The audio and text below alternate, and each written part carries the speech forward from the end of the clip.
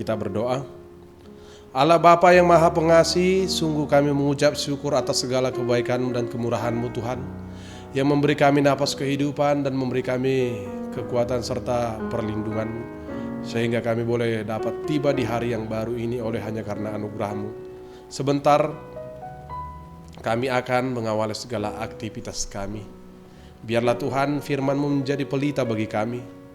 Dan biarlah itu Tuhan Engkau perdengarkan untuk menjadi penolong yang selalu menerangi setiap langkah kami, agar segala sesuatu yang kami rencanakan dan yang akan kami perbuat untuk selanjutnya dapat berjalan sesuai dengan kehendak dan perkenan-Mu. Ini doa kami Tuhan, dengarkanlah hanya di dalam nama Yesus Kristus Tuhan dan Juru Selamat kami.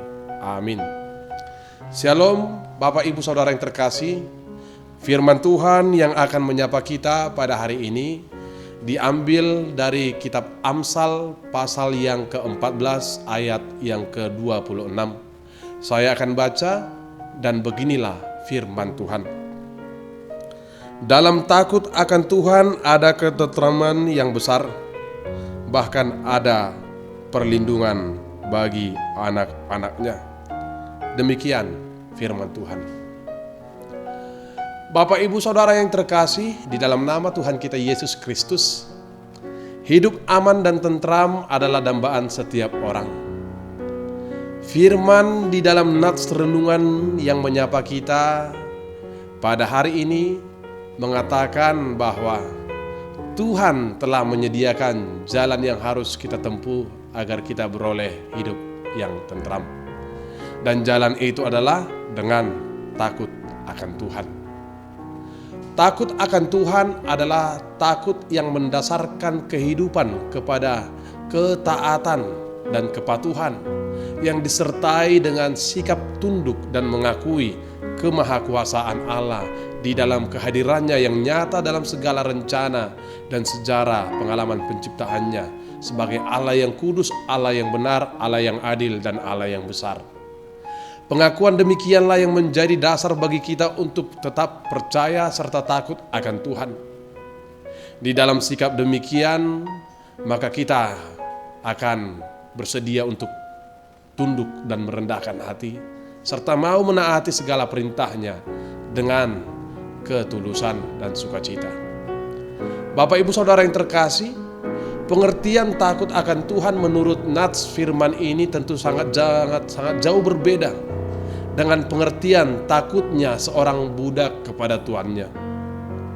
Takut akan Tuhan tentu diarahkan kepada kita karena kita menyadari akan kebaikan, kasih, dan kemahakuasaan Allah bagi kita umatnya, sehingga kita mau taat akan Tuhan yang akan terus mempengaruhi sehingga hidup kita boleh berpengaruh baik kepada proses pembentukan karakter kepribadian kita sesuai dengan kehendak-Nya. Dalam takut akan Tuhan, kita akan dapat menikmati dan merasakan sendiri dampaknya bagi hidup kita. Dan melalui firman Tuhan yang menyapa kita pada hari ini dikatakan bahwa ada beberapa dampak hidup takut akan Tuhan bagi kita. Yang pertama, ada ketentraman yang besar seperti dikatakan di ayat yang ke-26a. Ketentraman yang dimaksud di sini artinya kita akan merasakan sebuah situasi yang sungguh-sungguh aman dan tenang. Meskipun situasi di dalam diri kita sedang dalam hal yang tidak baik. Dan lebih mendalam dikatakan bahwa ketika takut akan Tuhan, maka dalam keadaan sekacau apapun kita akan dapat tenang dengan tentram hanya di dalam Tuhan. Sebab Tuhan yang menjadi andalan dan pelindung bagi kita. Mungkin kondisi di sekitar kita bisa saja mengakibatkan 1.000 orang rebah di kiri kita dan 10.000 orang rebah di kanan kita. Tetapi kita akan tetap tenang menghadapi situasi tersebut. Seperti kesaksian dalam Alkitab mengatakan di Mazmur 91 ayat yang ke-7. Dan yang kedua dampaknya bagi kita adalah ada perlindungan bagi anak-anaknya. Seperti dikatakan di ayat yang ke-26b. Setiap orang yang percaya kepada Kristus adalah anak-anak Allah. 1 Yohanes 3 ayat yang pertama. Status kita sebagai anak-anak Allah juga sejalan dengan tanggung jawab Allah sebagai Bapa untuk senantiasa melindungi kita.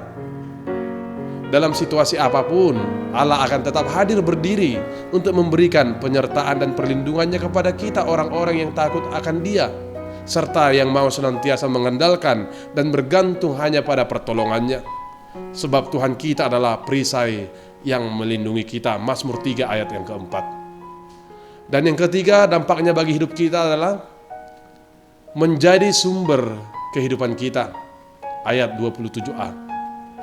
Hidup yang dimaksud dalam nats ini bukanlah hidup yang hanya dalam pengertian hidup jasmani, melainkan adalah kehidupan rohani kita.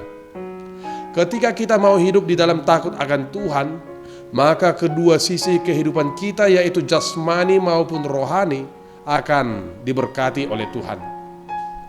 Dan yang keempat, dampaknya bagi kita adalah hidup kita akan terhindar dari jerat maut. Ayat 27b.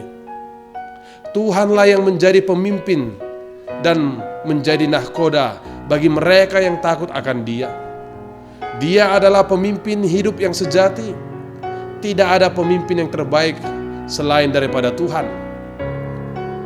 Ia mau menuntun kita kepada jalan yang benar dan menjauhkan kita dari segala jalan-jalan yang berujung kepada maut. Mazmur 25 ayat yang ke-12.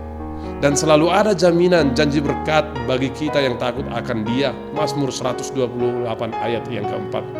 Dan Tuhan tidak akan pernah meninggalkan orang-orang yang mencari dan mengandalkan serta takut akan Dia. Amin.